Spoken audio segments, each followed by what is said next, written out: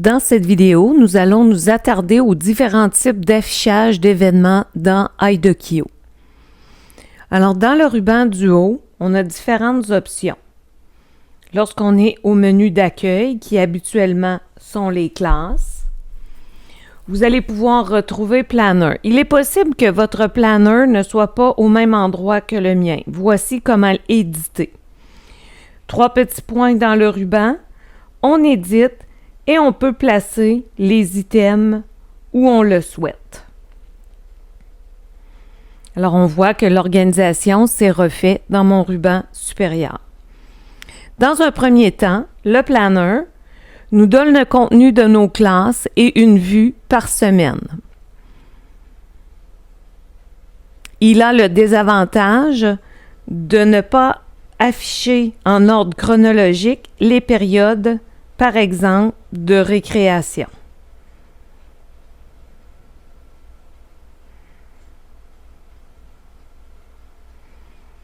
Pour avoir l'ordre chronologique, il est préférable d'aller voir la vue horaire.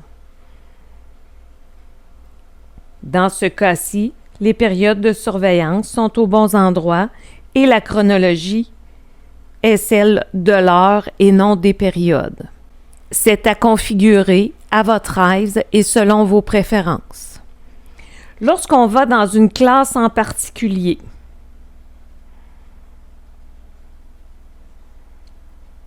nous aurons dans le haut, évidemment, le carnet de consignation,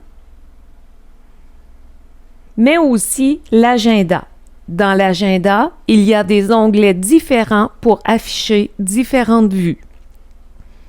La première du haut est jour. On voit si on a une période pour la journée.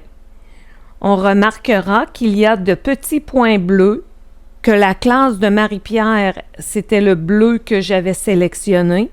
Donc, du premier coup d'œil, je suis en mesure de voir que le 12, j'ai une période avec la classe de Marie-Pierre. À la deuxième période du matin, je vois mes autres périodes de la journée dans le bas.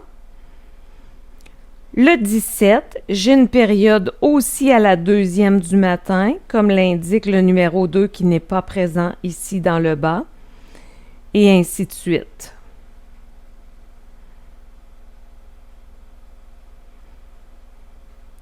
Ma vue par semaine est sur le même principe. Dans la semaine du 27 septembre, je sais que je vois les élèves le vendredi à la deuxième période. Et dans la semaine suivante, je les vois mardi le 1er.